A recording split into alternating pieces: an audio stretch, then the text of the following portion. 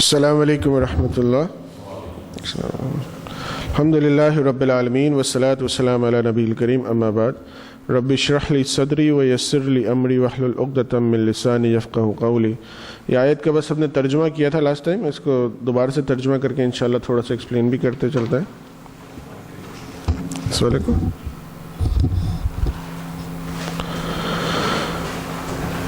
اے ایمان والو، فرض کر دیا گیا ہے تم پر قصاص لینا مقتولوں کا. قتل کیا جائے گا آزاد بدلے میں آزاد کے، سو وہ شخص جس کو معاف کر دیا جائے اس کے بھائی کی طرف سے، اور غلام بدلے میں غلام کے، اور عورت بدلے میں عورت کے قصاص میں ہے. کچھ تو لازم ہے اس پر پیروی کرنا معروف طریقے کی، اور ادا کرنا مقتول کے ورثاء کو احسن طریقے سے. یہ رعایت ہے تمہارے رب کی طرف سے اور رحمت ہے. پھر جو زیادتی کرے اس کے بعد تو اس کے لیے ہے دردناک عذاب. اچھا، اب یہ انتہائی ٹپیکل فقہ کا ایشو ہے کہ اگر آقا اور غلام کا معاملہ ہے تو کیا غلام آقا کو قتل کرے گا تو کیا وہ قتل کیا جائے گا، یا آقا غلام کو قتل کرے گا تو کیا وہ اس کے بدلے میں قتل کیا جائے گا. اگر کوئی مسلم کسی نان مسلم کو قتل کرتا ہے تو کیا مسلمان قتل کیا جائے گا، یا کوئی مسلمان یا کوئی نان مسلم مسلمان کو قتل کرتا ہے تو کیا وہ قتل کیا جائے گا. کیا سارے ہر لحاظ سے بالکل ایکول ہیں؟ تو یہ باقی ساری آیتوں، احادیث اور علماء کے فقہ کے بعد یہ بہت ہی ڈیپ فقہ ہے، تو ہم اس کی ڈیپتھ پہ نہیں جا رہے. میں صرف آپ لوگوں کو تھوڑا تھوڑا اوپر کا بیسک سا بتا رہا ہوں. احناف کے نزدیک، جو زیادہ تر پاکستان میں ہے، ان کے نزدیک یہ ہے کہ اگر کوئی کافر، آواز نہیں آ رہی؟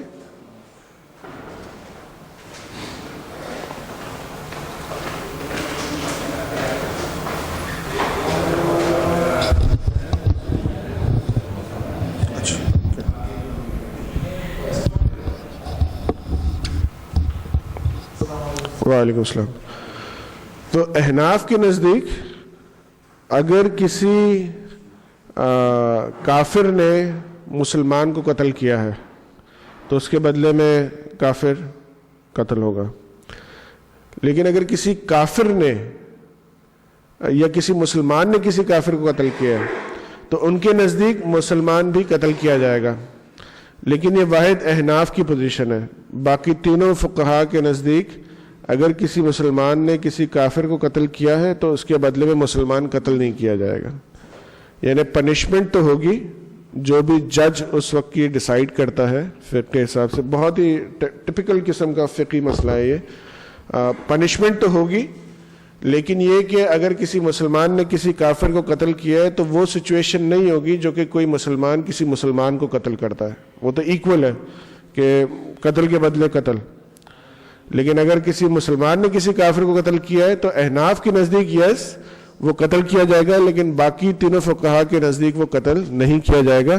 البتہ پنشمنٹ ہوگی، اور وہ سخت ترین پنشمنٹ ہو سکتی ہے، وہ پھر باقی چیزوں کے اوپر ڈپینڈنٹ ہے. اسی طرح سے غلام اور آقا کا بھی ایشو ہے کہ اس کے اندر بھی کافی فقہ ہے، ڈیپ ہے معاملہ. اور ہم obviously ہم یہاں کوئی فقہی تفسیر کر نہیں رہے. اس کے اندر بھی یہ بات ہے کہ اگر غلام اگر آقا کو قتل کرتا ہے تو آقا جو ہے وہ اس کے بدلے میں قتل ہوگا نہیں ہوگا. یہ اگین کافی کنٹروورشل ٹائپ کا ایشو ہے. لیکن چونکہ اب غلامی ظاہراً ہم جو یہاں بیٹھے ہوئے ہمارے پاس وہ ایشو ہے نہیں، لہٰذا میں اس مسئلے کے اندر جا نہیں رہا. ٹھیک ہے کہ وہ اس کی ڈیٹیلز کتنی، کیونکہ اس کو کوئی فائدہ نہیں ہوگا کہ اس کے اندر ہم جائیں اتنا. تو بیسک آؤٹ لائن میں نے آپ کو بتا دی کہ اس کے اندر کیا رولنگز ہیں. اچھا، ہم نے اس آیت میں بات کی تھی غلامی کے بدلے میں. میں آپ کو چھوٹی سی ویڈیو کلپ دکھا رہا ہوں جو کہ یہیں کی ہے. ٹھیک ہے، اور ہم آپ دیکھ رہے ہوتے ہیں، شاید ریئلائز نہیں کر رہے ہوتے نا اتنا. اور یہ جو ہم اس دن ڈسکس کر رہے تھے کہ لیبر جو باؤنڈڈ ہے تھوڑے بہت قرض کیا، بس اس کی ایک ریئل ٹائم ویڈیو ہے. یہ آپ لوگوں کے ساتھ تھوڑی شیئر کر رہا ہوں.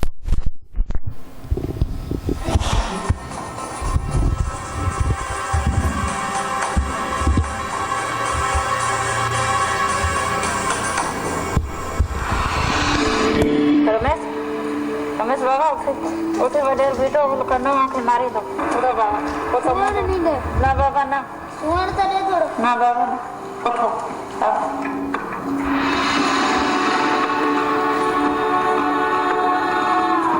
कहाँ है स्कूल छोटी ढूंढने जाना है नहीं जाऊंगा तो जमींदार मारेगा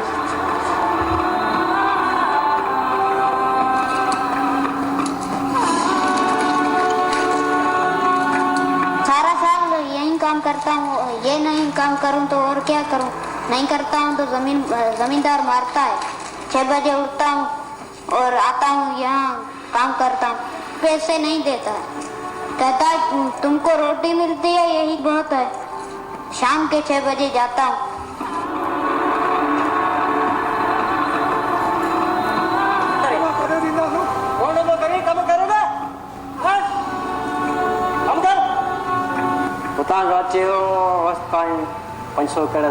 जमीन मुझे निमन जा वार संभाले के आया बाहर बाहर उनका बाहर कमाएगा पर वॾा जो कम थे न कोन मैं 100 रुपया देता हूँ उसको कमाएगा ना मेरे को डर नहीं लगता गैर कानूनी है तो फिर मैं उसको हमारा कर्जा दे दे हम छोड़ देंगे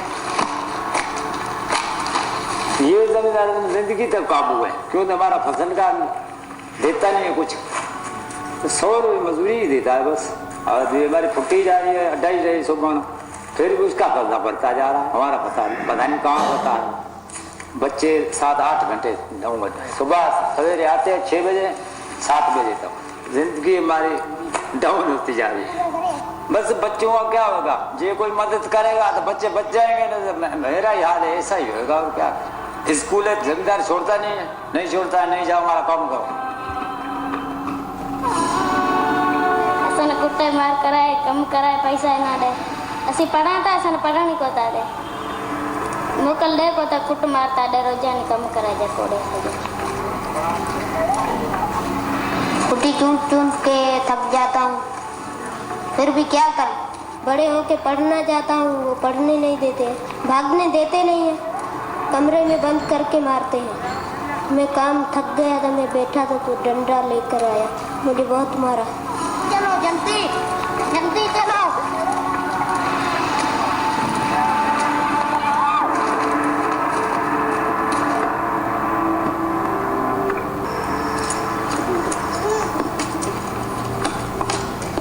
गरीबन को बाबा असांखे कोन ॾींदा बेवकूफ़ असांखे कोन थी सुञाणे वॾेरे खे सुञाणनि त बेवकूफ़ वॾेरनि खे सुञाणनि त हर ॻाल्हि में वॾेरनि खे सुञाणनि था असां ग़रीबनि खे कोन था असांखे ॾींहुं राति असां कोॾियूं ॾेई छॾे था पिया कयूं पर असां ज़िंदगी कॾहिं कीअं कॾहिं यादि बाबनि जी सुरनि जी आहे न पिया हलूं पराए मोचड़नि हेठि पिया कमायूं पिया हलूं बाबा छा कयूं डंडे न कमायूं पिया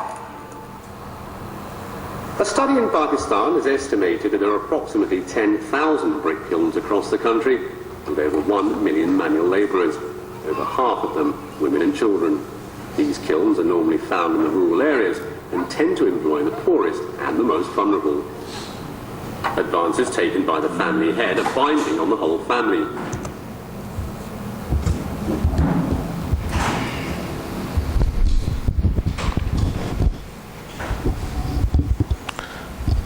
अच्छा इशू क्या होता है जब भी इन लोगों से वही जो इसने एग्जैक्टली कहा ना उनके वडेरों के पास एक ही होता है हमारा कर्ज है वो दे दें चले जा हमने कब रोका और अमाउंट मैंने आप लोगों को लास्ट टाइम भी बताया था कि जैसे हमने खुद छुड़वा देती फैमिलीज को तो बहुत ही मिनिमम सा अमाउंट होता है कोई बड़ा अमाउंट नहीं होता अच्छा ग्रामीण बैंक के बारे में तो आप सबने सुना होगा और ऑब्वियसली कुछ ने उसको देखा भी होगा कि बांग्लादेश में उन्होंने स्टार्ट कैसे किया था मोहम्मद यूनुस खुद क्या थे यूनिवर्सिटी के प्रोफेसर थे यूनिवर्सिटी में कहते मैं यूनिवर्सिटी में पढ़ा के इकोनॉमिक्स पढ़ा रहा था इकोनॉमिक्स पढ़ा के जब बाहर निकला तो देखा इधर लोग जो हैं वो तो अभी तो बांग्लादेश का बहुत अच्छा हाल हो गया लेकिन बिल्कुल गुर्बत से मर रहे हैं यानी मैं जो पढ़ा रहा हूँ वो प्रैक्टिकली बिल्कुल बाहर निकलता हूँ तो दुनिया बिल्कुल कुछ और नज़र आती है कि हड्डियाँ नज़र आ रही हैं ढांचे नज़र आ रहे हैं और अंदर बैठे हुए तो मैं इकोनॉमिक्स पढ़ा रहा हूँ तो उन्होंने किया ये कि वो एक दफ़ा चले गए और जाके कुछ मालूमात की कि क्या इशू है तो उन्होंने बोला कि हम इसलिए नहीं कर पाते क्योंकि हमारे पास गालिबन कितना उन्होंने बताया था कुछ डॉलर्स की बात थी कि हमें इतने पैसे चाहिए जिसको उन्होंने कन्वर्ट किया तो कुछ डॉलर्स में बन रहे थे کہ اگر یہ ہمیں مل جائے تو ہماری روزگار کا مسئلہ حل ہو جائے گا. اینڈ ہی واز سرپرائز کہ مطلب یہ کیسے ہو سکتا ہے کہ غالباً کوئی میرے خیال سے $8 یا $10 کی بات تھی کہ ہمیں اتنے مل جائے تو بیسیکلی ہمیں ابھی جو فیکٹری والا ہم سے کام کرواتا ہے یا کچھ کرتا ہے وہ کام دیتا ہے, ہم کرتے ہیں اور ہمیں اتنے سے پیسے دے دیتا ہے. اگر ہمیں اتنے سے پیسے مل جائیں تو ہم اپنا کام خود ہی کر لیں گے اور ہمارے حالات بہتر ہو جائیں گے. تو اس نے کہا اچھا ٹھیک ہے یہ تو کوئی مسئلہ ہی نہیں. تو اس نے اپنے پاس سے اس پورے علاقے کا جو اس کے اسٹوڈنٹس تھے اس کو لے کے سروے کروا دیا, اور پھر بڑا اماؤنٹ چاہیے نہیں تھا, خود سے جو ہے وہ کر لیا. پھر سوچنے لگا کہ یار یہ تو اتنے سے لوگوں کو میں نے کیا ہے تو مطلب تو اتنا بڑا ملک ہے, میں اس کو بڑے اسکیل پہ کیسے کر سکتا ہوں.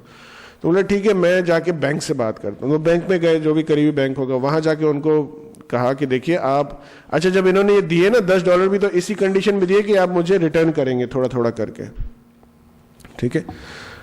اچھا تو وہاں جا کے انہوں نے یہ کیا اور ان کو سکسیزفل ریٹرن آنا شروع ہو گیا تھا, یہ جو ایک بستی کو انہوں نے دیا. تو پھر وہ بینک کے پاس چلے گئے, بینک کو جا کے کہا کہ بھائی آپ جا کے کریں, آپ فائنینس مطلب اچھا ریٹرن بھی اچھا ہے تو آپ کیوں نہیں کرتے. بینک والوں نے کہا بھائی یہ غریب لوگ تو کبھی واپس نہیں کریں گے, جو ہمارا ایٹیٹیوڈ ہے. تو بہرحال انہوں نے کہا کہ اچھا ٹھیک ہے, مانے ہی نہیں کوئی. تو کہنے لگا اچھا ٹھیک ہے میں ایسا کرتا ہوں کہ اور اس کو اپنے اسکیل پہ بڑھاتا ہوں, تھوڑا اور بڑھایا. کہنے لگا اب کیا کروں, کہنے لگا پھر کئی بینکوں کے پاس گیا, کوئی بھی تیار نہیں ہوا. تو میرے ذہن میں آیا یار میں اپنا بینک کیوں نہ کھول لوں. وہاں سے گرامین بینک کی شروعات ہوئی کہ اس بنیاد پہ انہوں نے یہ بینک کھولا. ٹھیک ہے ان کے پاس اسلام کا کانسیپٹ اتنا نہیں ہے تو اس کی وجہ سے اب وہاں سود ہے, اور اب جا کے تو خیر ان کے مارک اپس بھی بہت ہائی ہو گئے کہ اب وہ فیزیبل تو ہے, کیونکہ جس کے پاس کچھ بھی نہ ہو اس کے لیے تو فیزیبل ہے نا. والے دیکھیں نا سود کی فیزیبلٹی بنانا تو مشکل نہیں ہوتا, اس لیے کہ آپ نے کسی کو $100 دیے ہیں اور آپ کو اس پہ $20 واپس ملنے ہیں تو 20 کی جگہ کوئی 22 دے دے گا تو سامنے والے خوش ہو جائیں گے. اچھا غریبوں میں کیا ہوتا ہے کہ اگر آپ نے $100 ان کو دیے ہیں اور آپ ان سے کہیں کہ آپ نے $100 مجھے جو ہے نا وہ $120 واپس کرنے ہیں, $20 پر سود کے طور پہ دینے ہیں, تو آپ ایسا کریں مجھے $10 ہر مہینے دے دیں تو $120 ہو جائیں گے.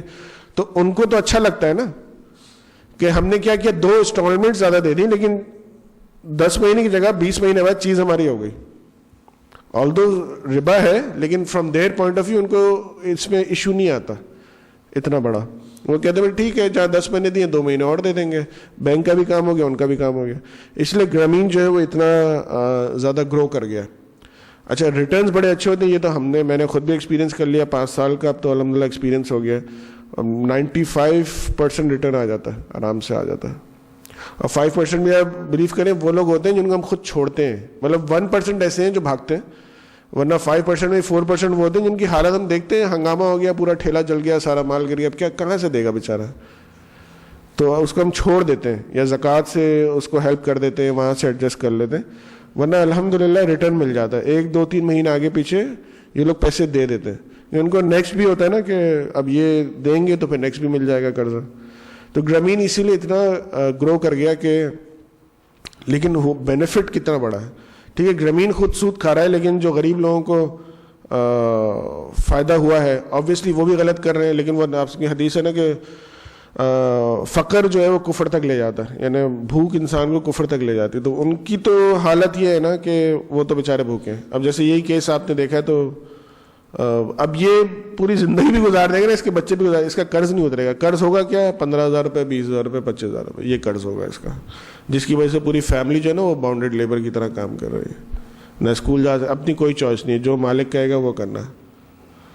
اور یہ ہمارے پاس اندر بھی بہت کامن ہے, مطلب اس میں کوئی وہ نہیں ہے کہ ہمارے پاس یہ چیزیں نہیں ہو رہی.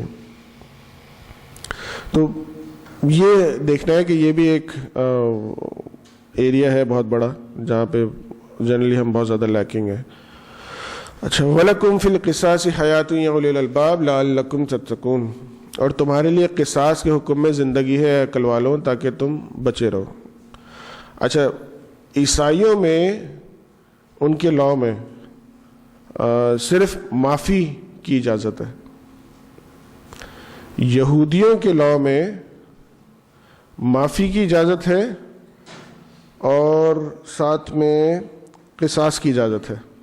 یعنی عیسائیوں میں صرف معافی کی اجازت ہے, یہودیوں میں معافی کی اجازت ہے اور قصاص کی اجازت ہے, یعنی آپ نے قتل کیا تو اس کے بدلے میں قتل کر دیا جائے. اسلام میں 3 چیزوں کی اجازت ہے. یا معاف کر دیجئے، ٹھیک ہے، تو اس کا بڑا ثواب ہے حدیثوں کے اندر. یا قصاص، قتل کیا گیا تو اس کے بدلے قتل ہوگا، ٹھیک ہے. یا دیت ہے، یہ نہ عیسائیوں میں ہے نہ یہودیوں میں. دیت کیا ہوتی ہے کہ میرے بھائی کو کسی نے قتل کیا، اب میں چاہوں تو اس کو معاف کر دوں، چاہوں تو اس کے بدلے میں اس کو قتل کروا دوں، اور چاہوں تو اس سے کچھ فائنینشیل بینیفٹ لے کے اس کو چھوڑ دوں. یہ تیسری چیز صرف اسلام کے اندر ہی ہے کہ اسلام میں یہ 3 ایریاز ہیں کہ آپ ان 3 ایریاز میں سے اس چیز کو استعمال کر سکتے ہیں. کتب علیکم اذ حضر احدکم الموت ان ترک خیرا الوصیۃ للوالدین والاقربین بالمعروف حقا علی المتقین. فرض کر دیا گیا ہے تم پر جب آ پہنچے تم میں سے کسی کی موت کی گھڑی، اگر چھوڑے مال وصیت کرنا والدین کے لیے اور رشتہ داروں کے لیے معروف طریقے سے، یہ حق ہے اللہ سے ڈرنے والوں پر. اچھا، یہ آیت علماء کے نزدیک اس کا حکم جو ہے وہ منسوخ ہو گیا بعد میں آنے والی آیتوں کی وجہ سے. جہاں پہ وراثت کا پورا حکم آ گیا نا، یہاں پہ تو کہا جا رہا ہے کہ تم پہ واجب ہے یا ضروری ہے یا فرض ہے کہ والدین کے لیے وصیت کرو، اقربین کے لیے وصیت کرو. پھر تو بعد میں وصیت کے پورے لاز آ گئے کہ والدین کا حصہ فکس ہو گیا، اولادوں کا حصہ فکس ہو گیا، رشتہ دار، مطلب جو حصے تھے وہ اللہ نے پھر فکس کر دیے. تو جب وہ آیت آ گئی تو پھر یہ آیت جو ہے اپنے مفہوم کے اعتبار سے یا حکم کے اعتبار سے یہ علماء نے کہا کہ یہ ختم ہو گئی. اب وہ جو آیت ہے جو آگے جا کے انشاءاللہ آئے گی وہ ہے. اچھا، وصیت بھی بڑا ہی زبردست قسم کا علم ہے نا کہ کس کو کتنا ملے گا، کیا ملے گا. لیکن سبحان اللہ، ہم نے کورس کیا تھا، اصول تو اب اس کے یاد نہیں، لیکن ایک لڑکا تھا آخر یونیورسٹی میں پڑھتا تھا اور اس نے ماشاءاللہ میں کورس کرایا تھا. آئی تھنک ہارڈلی 2-3 گھنٹے کا کورس تھا، اور تھرو ڈائیگرامز اینڈ چارٹس وہ پورا اس نے سسٹم بنایا ہوا تھا اس کا کہ وہ پورا ماشاءاللہ ٹپکل سے ٹپکل کیس بھی ہو تو پورا اس چارٹ کے اندر فالو ہو جاتا تھا. تو اچھا، غالباً یہ حدیث بھی ہے نا کہ یہ علم اٹھے گا سب سے پہلے وراثت کا، ایسی کوئی حدیث ہے سرور بھائی؟ آپ کے علم نہیں، چلیں نہیں ہوگی، مجھے پتہ نہیں کیوں یاد آ رہی کہ وراثت کا علم جو ہے وہ سب سے پہلے جو علم اٹھیں گے ان میں سے وراثت کا علم ہوگا. خیر، اتنا مشکل بھی نہیں ہے. اور میں نے سنا تھا اسلام آباد میں بھی اب کچھ لوگوں نے شروع کر دیا کہ ویری ایزیلی ایک پورے چارٹ کے تھرو، پورے ڈائیگرامس کے تھرو کیلکولیشن وائز پورا بنا دیتے ہیں، کیا ایزیلی کیلکولیٹ کر لیں کہ کس کو کتنا چھوڑنا ہے، نہیں چھوڑنا ضروری ہے. ایک صحابی کے بارے میں آتا ہے کہ وہ وصیت جو ہے نا وہ اپنے تکیے کے نیچے رکھ کے سوتے تھے. یعنی موت کا اتنا وہ تھا کہ موت تو کبھی بھی آ سکتی ہے، تو وہ نہیں ہونا چاہیے بالکل بھی. ہمارے پاس اب حل کیا نکالا ہے، چونکہ مسلمان ہیں نا، ہم جگاڑ تو بہت نکالتے ہیں. تو اکثر اب ہم کیا کرتے ہیں، بیٹیوں کی شادی پہ جو جہیز دیتے ہیں دبا کے دیتے ہیں اور کہتے ہیں کہ بیٹے کو تو وصیت میں ڈبل مل ہی جانا ہے نا. وہ اصحاب سبت کا نہیں پڑا تھا کہ جو اللہ نے حکم منع کیا تھا کہ جو ہے نا وہ اس دن تم نے خاص مچھلی نہیں پکڑنی، تو وہ لفظ تو مان لیے تھے لیکن جمعے کو ڈال دیتے تھے، اتوار کو نکال لیتے تھے اور بولتے لفظ تو مان لیا نا کہ ہفتے کو نہیں پکڑنا. بس ہمارا ایگزیکٹلی وہی حال ہے، ایگزیکٹلی وہی حال ہے کہ وہ کیوں کہتے ہیں یار بیٹی کو تو ایک حصہ ملے گا نا، بیٹے کو تو 2 ملیں گے. اچھا، وہ بھی اتنے اچھے مسلمانوں پہ جو اس وصیت کا خیال رکھتے ہیں کہ ہاں بھائی پراپرلی 2 جائیں گے، 1 جائے گا. ورنہ میں خود جانتا ہوں، ہمارے بہت قریب ماموں ہیں، ان سے میں نے پوچھا ہے بھائی اتنا کچھ کر، انہوں نے کہا کہ بھائی بیٹیوں کو تو ابھی دے دلا کے فارغ کر دو، کہ پتہ ہے انتقال کے بعد بچے تو ریلیجس نہیں ہوتے نا، تو بچے کھا دیں گے، دین کا کانسیپٹ نہیں ہے. تو بیٹیوں کو جو دے دلانا ہے وہ ان کی زندگی میں دے دلا دو، یہ ان کا حصہ ہو گیا. یعنی انڈرسٹوڈ ہے کہ پتہ ہے نا کیا پوت پیدا کی ہے، دین کی نالج نہ خود ہے نہ بچوں کو دی ہے، تو پتہ ہے آگے کیا حال ہونا ہے مرنے کے بعد. ٹھیک ہے، تو پہلے سے یہ ہے کہ یہ ابھی دے دلا دو، تم سب اس کو 2-2 لاکھ روپے ہر بہن کو دے دو گے، اور یہ جو مکان ہے وہ یہ ابھی سے دے دو، اور یہ جہیز میں جو ہے نا وہ 10 لاکھ 20 لاکھ کا جہیز دے دیا، تو یہ چلو یہ تمہارا حصہ ہو گیا. کمپلیٹ جہالت، اور اس کے علاوہ کچھ بھی نہیں. حالانکہ دین نے بالکل واضح طور سے سارے حصے بنا دیے ہمارے. اس میں بھی بڑے انصاف کی بات ہے کہ یہ نہیں ہو سکتا کہ ایک والد کا ایک بیٹا فیوریٹ ہے تو اس کو کچھ زیادہ دیا ہے، ان فیوریٹ ہے تو کم دیا ہے. لیکن یہ بھی آسانی دین نے دی ہے کہ 33% میکسیمم وصیت ہو سکتی ہے. یعنی ایک صحابی آپ صلی اللہ علیہ وسلم کے پاس آئے تھے اور کہا تھا میں سب دینا چاہتا ہوں، اس نے کہا نہیں دے سکتے. بولا میں 50 آدھا فیصد دینا, بولے نہیں دے سکتے. پھر آپ نے کہا کہ میکسیمم 33%, اب وہ بھی میکسیمم ہے, یعنی بہتر یہ ہے, علماء کہتے ہیں کہ اس سے بھی کم ہی ہو, کیونکہ وہ ایک میکسیمم کی لمٹ بتائی گئی ہے. یہ نہیں ہے کہ آپ نے 33% ہی دینا, وہ ایک لمٹ بتائی گئی ہے, اس کے اندر اندر رہیے جہاں بھی رہنا ہے. تو مطلب کتنا زبردست قسم کا حساب کتاب ہے کہ بالکل لیول ہونا چاہیے, بالکل کمپلیٹلی لیول. بچہ آپ کو پسند ہو نہ پسند ہو اس سے کوئی فرق نہیں پڑتا, آپ کی طرف سے it has to be same.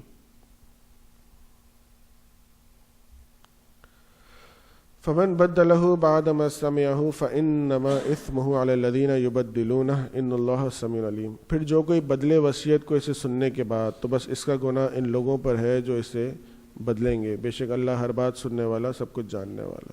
کوئی بھی سچویشن میں اپلائی ہوتا ہے جہاں پہ چیٹ ہو رہا ہو کسی بھی معاملے سے, کہ سنی ہے لیکن وہ انہوں نے جو گواہ ہیں وہ بھی مل گئے ساتھ میں, کہتے ہیں آج لائر بھی مل گیا ساتھ میں, جو وصیت کی تھی لائر بھی مل گیا, گواہ بھی مل گئے, تو اب جو ہے نا وہ لڑکیوں کو دینا ہی نہیں ہے کچھ, سارا بیٹے ہی کھا جاتے ہیں آرام سے پیٹ بھر کے. فمن خاف من موص جنفا او اثما فاصلح بینہم فلا اثم علیہ ان اللہ غفور رحیم.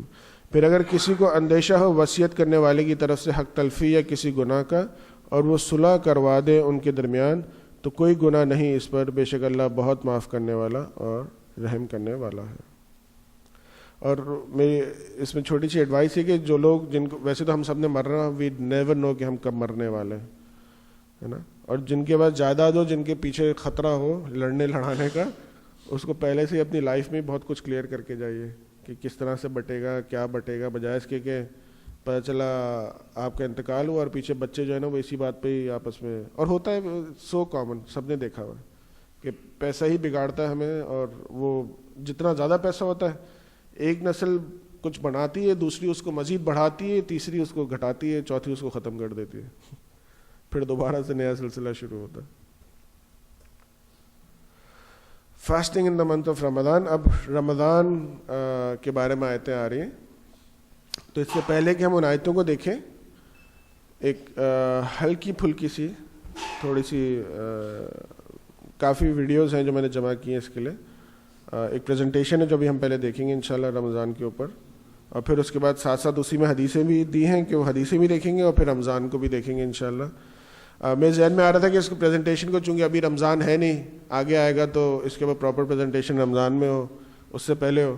پھر ذہن میں آیا کہ نہیں, ایک ہلکی پھلکی ہونی چاہیے, کیونکہ رمضان کا پرپز یہ کہ پورے باقی کے 11 مہینے صحیح گزرنے چاہیے نا, تو وہ سارا ایمفیسس آ جاتا ہے رمضان سے 1 مہینہ پہلے, رمضان سے 10 دن پہلے, اور رمضان کے اندر, اور پھر پورا سال جو ہے وہ ہم مس آؤٹ کرتے رہتے ہیں.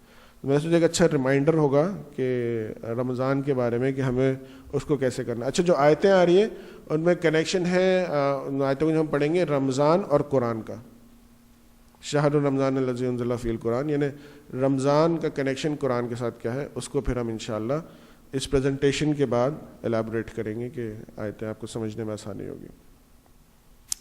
Ramadan, narrated by Abu Hurairah radiyallahu anhu, Allah said, when the month of Ramadan starts, the gates of heaven are opened and the gates of hell are closed and the devils are chained. رمضان کا مہینہ شروع ہوتا ہے تو جنت کے دروازے کھل جاتے ہیں, جہنم کے دروازے بند ہو جاتے ہیں, اور جو شیطان ہے ان کو باندھ دیا جاتا ہے.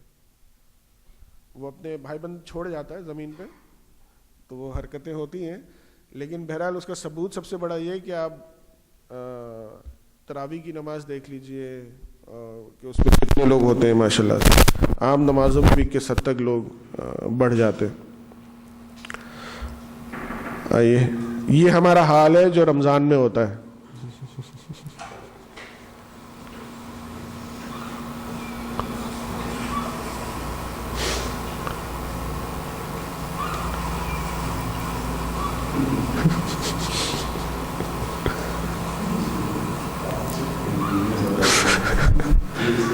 افطاری کا انتظار ہو رہا نا.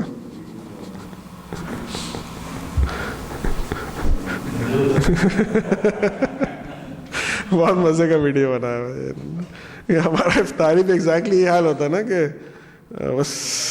بس تیار, اچھا پلیٹیں بنا کے اور وہ پورا بھر کے, تو ایسا ریڈی ہوتا ہے نا کہ بس اللہ اکبر سنا اور पूरा माशाल्लाह पूरे दिन का जो नहीं बिल्कुल मना नहीं है, बिल्कुल मना नहीं। लेकिन आप सल्लल्लाहु अलैहि वसल्लम की सुन्नत ये थी कि खजूर खाया, पानी पिया, नमाज पे गए, नमाज पढ़ के आके फिर उसके बाद खा लिया।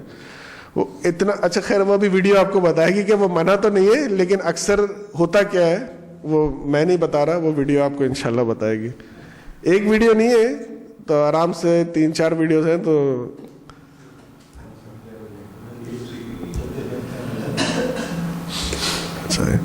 Ramadan is the month of charity. Narrated Ibn Abbas radiyallahu anhu, the Prophet sallallahu alaihi wasallam was the most generous amongst the people. کہ آپ صلی اللہ علیہ وسلم سب سے زیادہ جنرس تھے تمام لوگوں میں. And use to be more so in the month of Ramadan, یعنی رمضان کے مہینے میں مزید جو ہے وہ جنرس ہو جایا کرتے تھے. when Jibreel visited him and Jibreel used to meet him on every night of Ramadan till the end of the month, کہ جبریل علیہ السلام رمضان میں آپ صلی اللہ علیہ وسلم کے ساتھ ان کے ساتھ رہتے تھے اینڈ تک. The Prophet صلی اللہ علیہ وسلم used to recite the Holy Quran to Jibreel, and when Jibreel met him he used to be more generous than a fast wind. یعنی آپ صلی اللہ علیہ وسلم رمضان میں, آپ سمجھو ہمیں پتہ ہے ویسی کوئی سائل ان کے پاس سے واپس جاتا ہی نہیں تھا خالی ہاتھ, لیکن رمضان میں کہتے ہیں کہ اتنے جنرس ہو جاتے تھے کہ بس کہ جیسے کوئی بارش کنٹینیوس برس رہی ہوتی ہے نا, اتنے جنرس ہو جاتے تھے کھولنے میں, کیونکہ ہر ڈیڈ کا ثواب جو ہے وہ بہت بڑھ جاتا ہے. آئیے ہم کیا کرتے ہیں وہ دیکھتے ہیں تھوڑا سا.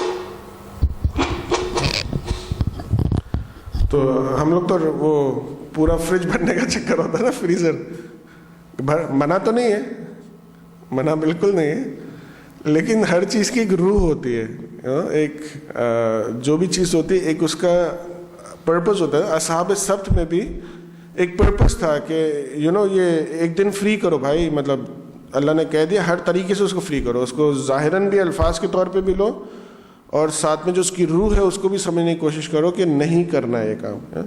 تو منع بالکل نہیں ہے, لیکن وہ لا کے اس طرح سے بھر کے اپنے اوپر ہی جان پہ وبال کر لینا وہ بھی اتنا اچھا آئیڈیا نہیں ہے. Ramadan is the month of mercy. Narrated by Abu Hurairah رضی اللہ عنہ, اللہ کے نبی صلی اللہ علیہ وسلم نے کہا, اللہ said all the deeds of Adam's sons are for them except fasting which is for me. یعنی نبی صلی اللہ علیہ وسلم نے کہا کہ اللہ کہتے ہیں کہ تمام اعمال جو ابن آدم کرتا ہے وہ اس کے اپنے لیے سوائے روزے کے, روزہ جو ہے وہ خاص میرے لیے. and I will give the reward for it, اور میں ہی اس کا ریوارڈ دوں گا. fasting is a shield or protection from the fire and from committing sins. روزہ بیسیکلی ایک طرح سے کام کرتا ہے, ایک شیلڈ کی طرح کام کرتا ہے گناہ سے بچنے کے لیے اور آخرت کی آگ سے بچنے کے لیے. اسی لیے جب آپ سے کسی نے آ کے پوچھا کہ میں شادی کرنا چاہتا ہوں, میری ایج ہے, ریکوائرمنٹ ہے, لیکن میں نہیں کر سکتا, فائنینشلی بالکل کچھ بھی نہیں ہے, تو آپ سب نے اس کو مشورہ دیا کہ روزے رکھا کرو, کیونکہ روزے سے تقویٰ بڑھتا ہے. If one of you is fasting, he should avoid sexual relationship with his wife and quarreling. اگر روزہ رکھا ہوا ہے تو ہمیں بیویوں کے ساتھ روزے کے ٹائم پہ منع ہے اور ساتھ میں جھگڑا کرنا بھی منع ہے ہر طریقے سے. And if somebody should fight or quarrel with him, he should say, I am fasting, I am fasting. اور اگر کوئی جھگڑا کرے بھی رمضان میں تو آپ کو کیا کہنا چاہیے, انی صائم, میں روزے سے ہوں. بڑا آسان حل ہے, ٹھیک ہے. اور اگر ہم جھگڑا کرتے ہیں تو کیا ہوتا ہے وہ ویڈیو کے اندر دیکھ لیتے ہیں انشاءاللہ. By him, اس کے بعد انشاءاللہ آئے گی video. By him in whose hands my soul is, the unpleasant smell coming out from the